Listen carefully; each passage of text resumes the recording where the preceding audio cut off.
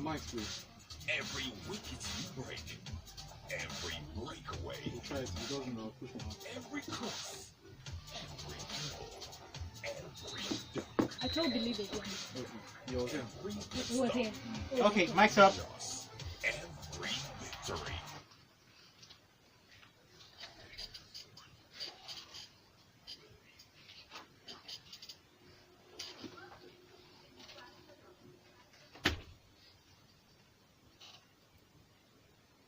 Good morning. It's time for us to talk sports inside of the locker room, and it's no longer New Year's, January 9th. We have Brutalistics in the studio this morning. Hello, Brutalistics. Good morning, Happy New Year, everyone. Happy New Year. Yeah, Good to let's see you. Happy New Year too. It's Happy New Year to the end of Happy New January. Year to Easter, sir. Yeah. What do you mean? And we have Tega Supreme. You can catch them up at Twitter at Tega Supreme for Tega. Okay. I don't understand. Why do I have two mics? feel like I'm the a president. VIP. Good morning, Lagos. And you can catch Brutalistics at sometimes I wish your handle was at We'll work on it in It 2019. is at Brutalistics. We're already in 2019. Send messages through WhatsApp to 0809-444-0981. That is our WhatsApp number, 0809-444-0981. Or use the hashtag to send us messages on Twitter at Smooth91FM. The hashtag is LockerRoom981. Let's start off with our first story. Super Falcons win CAF Women's Team for 2018 and Mauritania for men. Now, the Super Falcons of Nigeria have been named the African Women's Team of the Year at the 2018 CAF Awards, while the other Nigerian nominee lost out on the big night. Nigeria beat the likes of Cameroon, Ghana, Mali, and South Africa to win the award for the fourth time since its inception in 2010. And the Super Falcons were the only Nigerian winners of the 2018 CAF Awards that held at the Abu Diouf International Conference Center in the Senegalese capital of Dakar. Furthermore, Super Falcons coach Thomas Dennerby lost out on the Women's Coach of the Year to Desire Ellis of South Africa, who led the Bafana Bafana to the finals of the AFCON 2018, where they lost on penalties to Nigeria. In Youth Player of the Year category, Super Eagles star Wilfred Ndidi was beaten by Moroccan and Borussia Dortmund defender Achraf Hakimi, who is on loan from Real Madrid. A Nigerian player who was not named in Africa's Best 11 of 2018, while two African stars, Asisa Toshoala and Francisca Odega, were beaten in the Women's Player of the Year category by Christiana Temi Catlana. Yes. Katlana took everything. So, first of all, somebody was talking about this voting and how she always saw, social media posts and stuff saying fans should vote Katlana to win Best Player of the Year, to win Goal of the Year. She didn't see one post for Nigeria. So it wasn't. I mean, I think a lot of people just assumed Asisat is going to win it. I think a lot of people just assumed she was going to win it again, and so nobody really complained because it was her against Katlana. Katlana was highest goal scorer, yes, but she still wasn't in popularity. In terms of popularity, she's not supposed to be ahead of Asisat, but hey, Asisat lost out to her. Goal of the Year also went to Katlana. For me, what was a telling tale was the Africa's Best 11 and the people that were picked, not one Nigerian. Yeah, but could you say that we've Not done well? one Nigerian. If Naby Keita made that list, I should make the list. It's club and country. So I don't understand how Naby Keita is on the list and I'm not there. Fair enough. We have done the same amount of work this But season. could there be a voting system that maybe the Nigerians didn't participate? Look, it's an award. We will always complain about awards. In fact, if there's an award we don't complain about in this world, that means that award did not take place. So we must complain. I don't think I'll complain about a lot of people, but Naby Keita on that list. Huh. It is well. Okay. Statistics is looking puzzled. Oh, no. I think I might differ slightly with regards to. I think that in terms of Katlana, I beg your pardon. I think that she deserved it.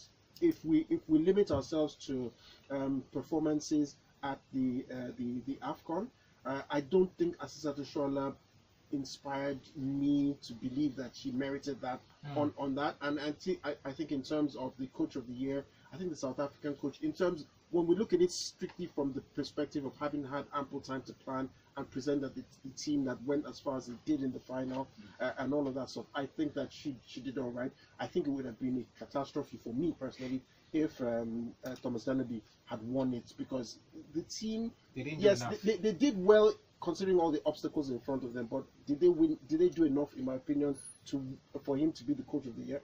Perhaps not. No, I don't think anybody argued with Desire List, because it wasn't just for the AFCON, it was what she did heading up, which is why Catalana is a problem. Because we are giving her Footballer of the Year on 3 weeks. No, yeah, that's what we're doing. Possibly, people have also followed her career at. She has none. That. She has none. Somebody somewhere disagrees. Okay, guys, don't fight. Come on. Take it easy. It's fine. Super Falcons will be good. All right. Let's talk about Egypt now. They will host the 2019 African Cup of Nations between June 15th and July 13th. Confederation of African Football CAF President Ahmad announced this in Dakar yesterday. The CAF Executive Committee preferred Egypt to South Africa as replacement for regional host Cameroon, who were dropped due to delays in preparations and concerns over security. So here's what Ahmad said, that's the CAF president. He said, "I'm pleased to announce Egypt will host CAN, Cup of Nations, in 2019. Now, a CAF official revealed that Egypt received 16 votes from the executive committee. South Africa received 1, and there was no abstention." They voted for themselves. Wow. Okay, so I mean, How do you get 1 vote?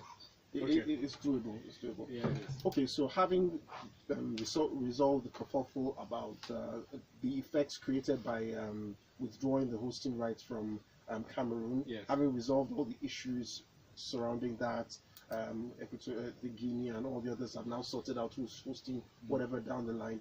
It now came to this. Personally, I guess I'm sort of glad that South Africa didn't get it, because I mean, they have the facilities and all that stuff, but I feel like everything has gone down that route. Yeah, so they've been benefiting from a lot of... a lot of that.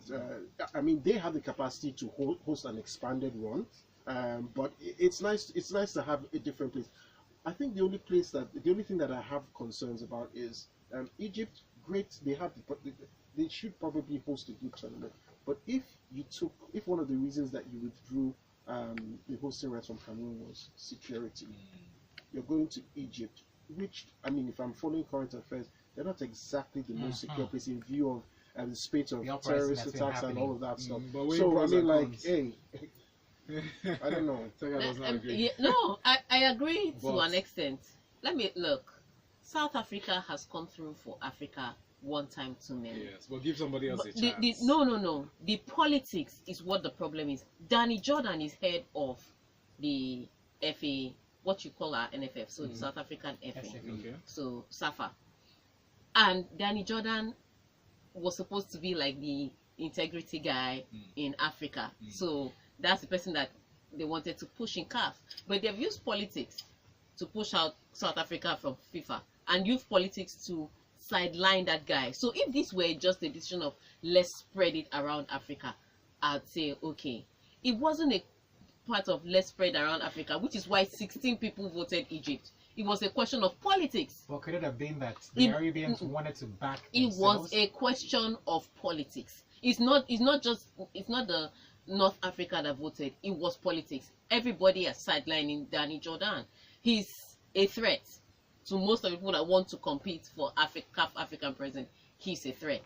And so that's what this has come down to. So we are going to go, one of the matches we played in that stadium where people died during the fight. One of the matches, that stadium was actually mentioned. So what are we talking security? This was strictly political, and that's why I'm upset. Okay. But still, the votes are 16 Yeah, it's politics. Okay, all right, so let's move on now. We have messages on WhatsApp. Ike from Navy Town sent in this one. It says, congratulations to Egypt for getting the hosting rights for the AFCON, the African Cup of Nations. At least we now have a host for the tournament. I know the preparations will have to change for Super Eagles due to the change in environment. I just hope that the NFF will be getting things going or continue the good work they've been doing. I just want to see a beautiful AFCON with all the nations battling it out for the cup. So Nigeria will be going to Egypt with only one Moses to part the sea for us. What will happen to us if Moses cannot do the miracle? NFL should try and convince the spare Moses to come back, please. All right, ladies, guys, we'll take a break. We'll go on a break. We can get back. We'll do some more talking. Again, some things I cannot say on this thing. Welcome back, ladies. If you just joined us, this is still the Locker Room on Smooth 98.1, and of course, you can send your messages to 0809-444-0981 to be a part of the conversation, and use the hashtag LockerRoom981 so we can track your tweets as the messages come in. Now let's talk about Liverpool and their shock defeat. James Milner admits Liverpool have fallen short of expectations after losing their unbeaten Premier League record and being dumped out of the FA Cup. They go to Brighton 4 points clear at the top of Saturday, but Milner knows Liverpool needs to improve after recent disappointments. And are we surprised here? Well, I mean, when you look at the team that they put out eventually, I know that they were affected by injuries, but I mean, I don't know. Injuries and Dejan Lovren, I'm not sure it tends to make a difference. But it was an interesting setup that Jurgen Klopp presented for that match. Look, Wolves have always played exciting football, and whenever, for whatever reason, whenever they're playing any of the top 6 sides, they bring the A of their A game. So it doesn't matter who they are playing; they just want to literally put their lives out put themselves on the line on that game.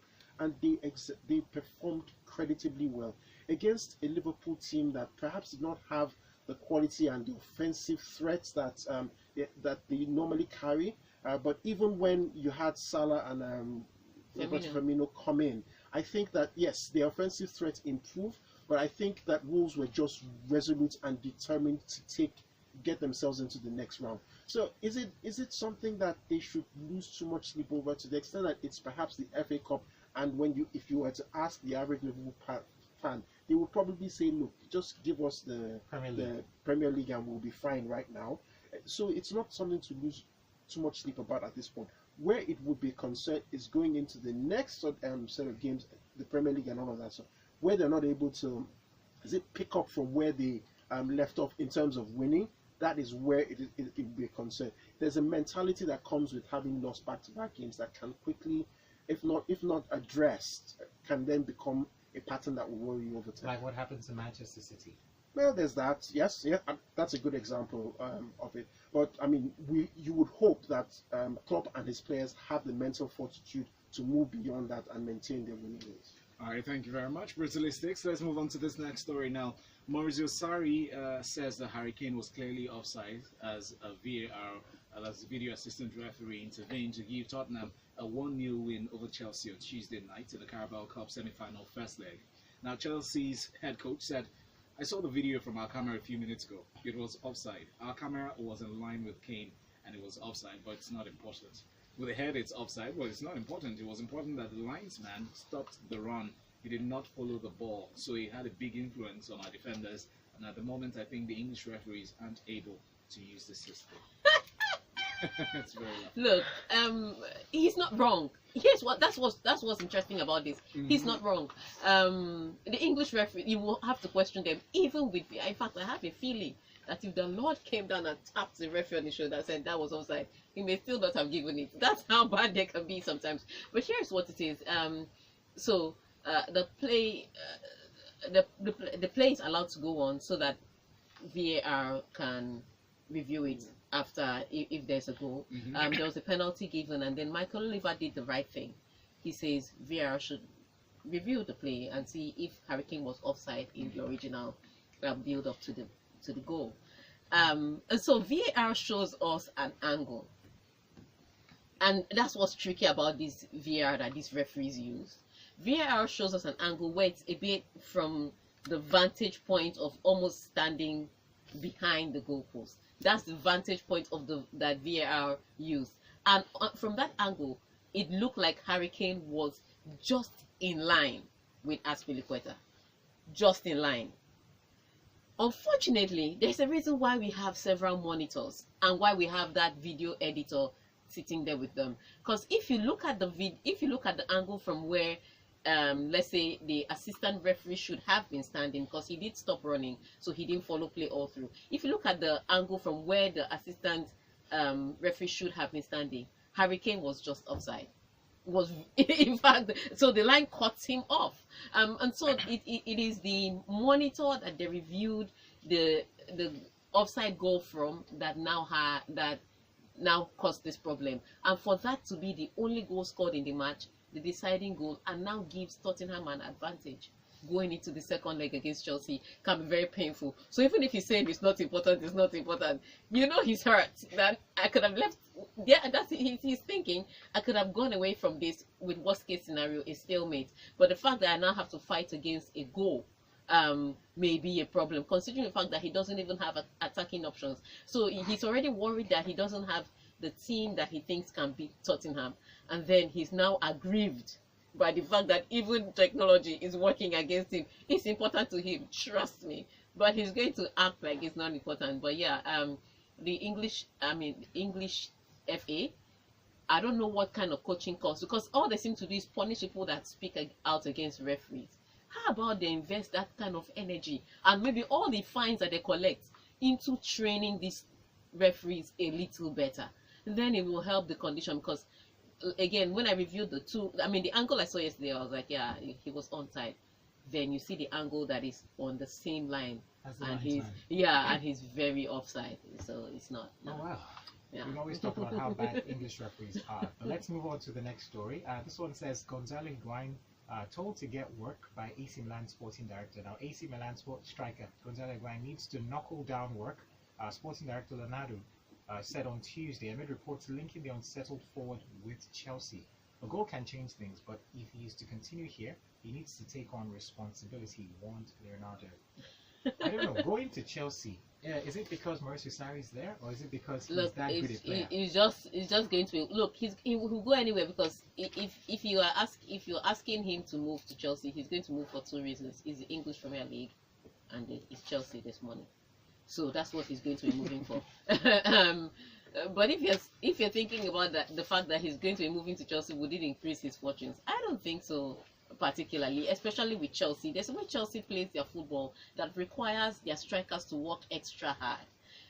Aubameyang will not thrive in Chelsea. I can tell you for free. You have to deliver the ball to him. All this one you expect me to follow the play from, it's not working for some strikers. So strikers just need certain things delivered to them. So that's how Higuain can be. And Higuain also needs several chances to score, so you have to remember. But I think what it is that he moved into AC Milan as the guy that can get goals and was unfairly treated by Juventus. How so? Well, unfairly treated in that he was doing his job and he was replaced by Cristiano Ronaldo. So, which is the bigger name. So, what if you insist?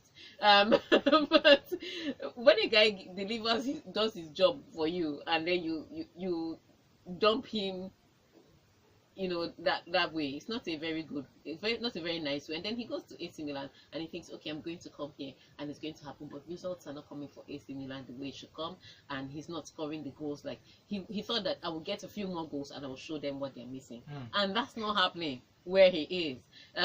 So Leonardo telling him to knuckle down is not really the issue, because there's a lot of problems with AC Milan, from defense to the midfield to the strikers. So asking only Higuain by himself to knuckle down and do all the work is asking a bit too much. So I'm so certain that if Higuain got an opportunity to move, he'd like to get a join from anywhere else.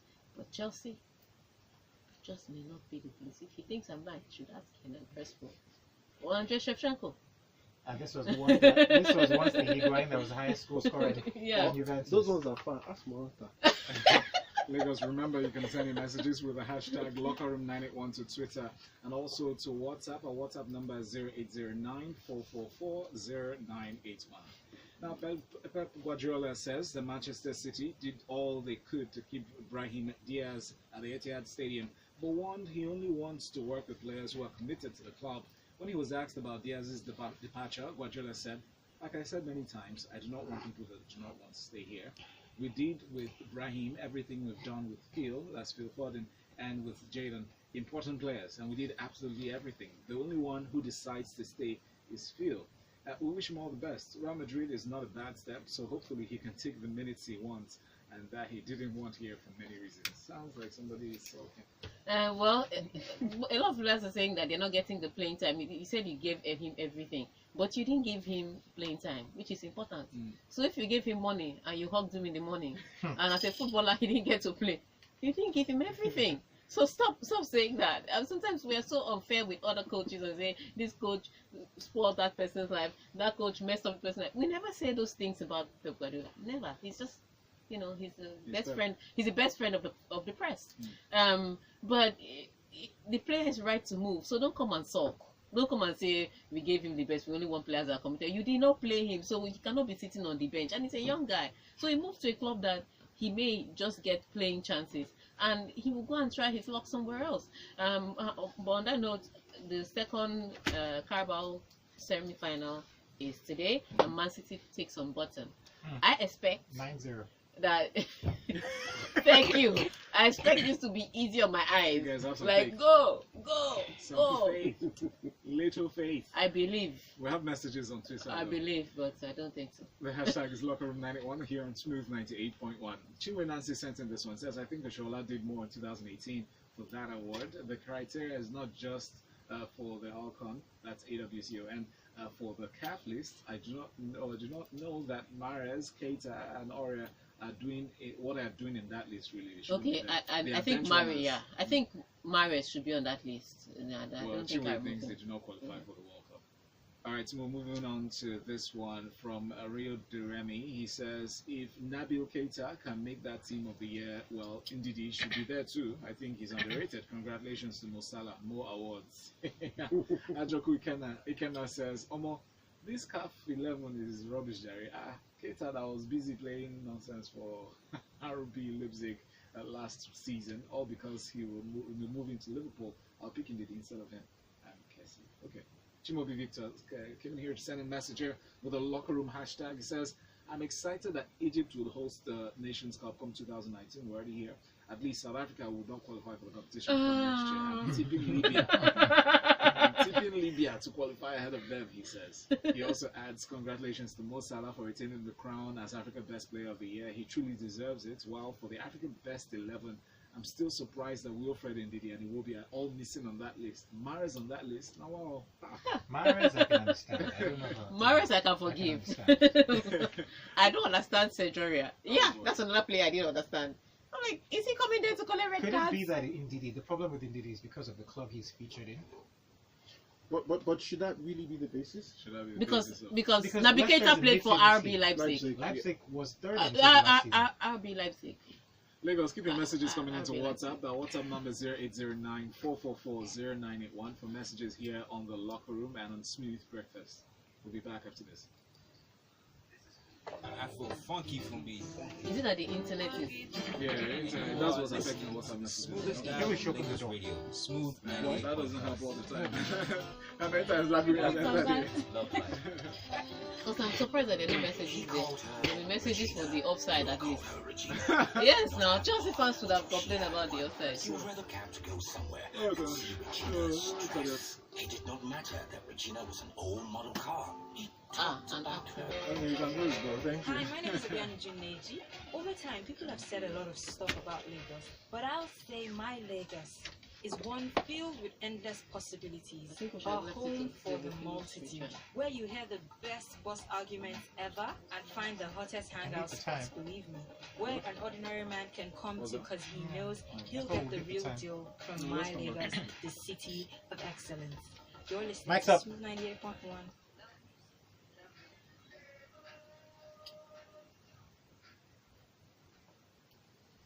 You're listening to the locker room here on Smooth Breakfast and Smooth 98.1, and we're joined by Tega Supreme and Brutalistics. Good morning. What's the I'll mark it. Okay, so let's take our final story here. Pepe returns to Porto as free agent on 2.5-year deal. Now, former Real Madrid and Besiktas defender Pepe has signed a 2.5-year deal with Porto, rejoining the Primeira Liga club 12 years after leaving. Now, the Portuguese champion confirmed on Tuesday morning that that the experienced defender has joined up as a free agent, keeping him at the club until June 30, 2021. Good for him. I mean, look, this is a guy who's had a phenomenally successful career with Real Madrid. Shall we just say he probably wouldn't have wanted to leave Real Madrid at the time that he did. So that relationship probably didn't end well. I would probably argue that his unsuccessful stint in Turkey is probably a fallout of that not having psychologically adjusted to the way he parted ways with Real Madrid. And I think that it makes sense for him to go back home to Portugal, where it all started for him and where he built his career.